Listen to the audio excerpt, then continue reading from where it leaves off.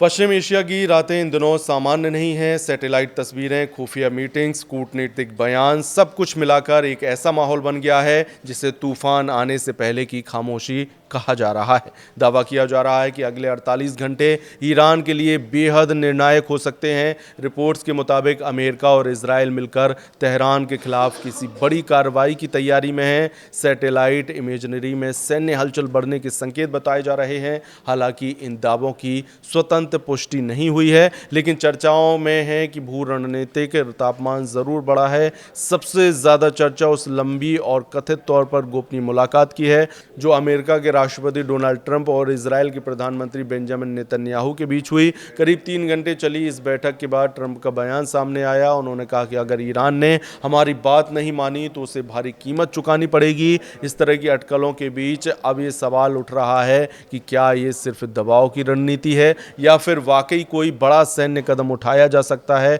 खबरों में यह भी कहा जा रहा है कि इजरायल पिछले 1.5 महीने से चुपचाप तैयारी में जुटा है। लगभग 300 लड़ाकू जेट्स को स्टैंड बाई पर रखा गया है। कुछ नागरिक हवाई अड्डों को अस्थायी रूप से सैन्य उपयोग के लिए तैयार किए जाने की भी बात कही जा रही है। अगर ये सच है तो संकेत है कि संभावित ऑपरेशन व्यापक और बहुस्तरीय हो सकता है। दूसरी तरफ अमेरिका आधिकारिक तौर पर ईरान से परमाणु कार्यक्रम को लेकर बातचीत भी कर रहा है, लेकिन इजरायल का रुख ज्यादा कठोर माना जा रहा है। वह न सिर्फ परमाणु कार्यक्रम बल्कि ईरान की बैलिस्टिक मिसाइल क्षमताओं को भी रोकना चाहता है। यही वह वजह है कि जहां कथित मतभेद दिखाई दे रहे हैं। कुछ विश्लेषकों का मानना है कि यह गुड कॉप बैड कॉप की रणनीति हो सकती है। अमेरिका बातचीत का दरवाजा खुला रखे जबकि इजरायल सैन्य विकल्प को जीवित रखे। इससे ईरान पर मनोवैज्ञानिक दबाव बढ़ता है। दूसरी धारणा यह है कि अमेरिका खुद को सीधे टकराव से दूर दिखाना चाहता है ताकि अगर हमला हो भी जाए